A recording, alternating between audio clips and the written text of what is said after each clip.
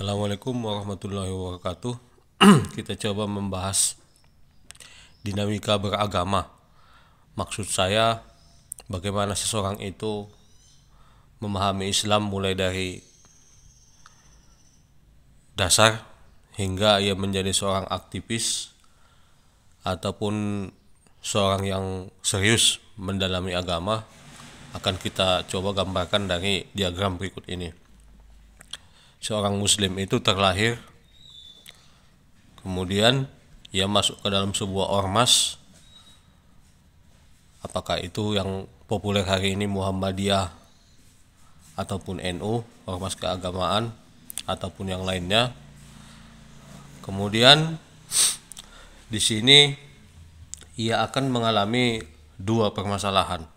Satu, kalau dia orang yang pesimis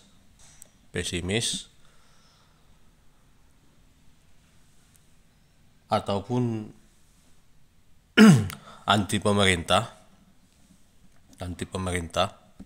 dia akan ambil jalur isu-isu jihad yang berbau dengan isu-isu jihad. Kemudian akan mencari kelompok agama yang berbau teroris.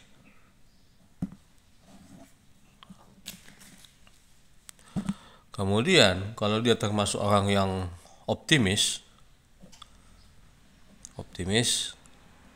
ataupun oportunis,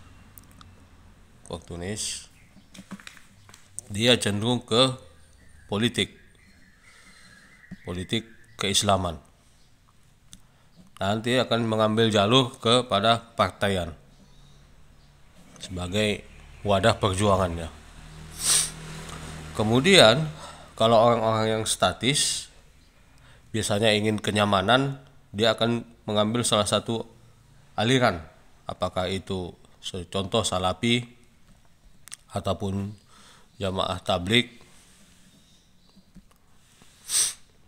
ataupun kelompok-kelompok agama lain yang cenderung kepada mencari kemurnian Islam.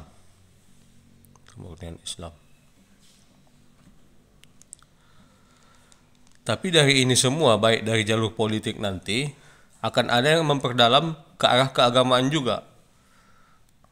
Dari Jamaah Tabligh, ataupun dari yang mencari kemurnian ini tadi, kepada bentuk tarekat, jalan. Ataupun halakoh khusus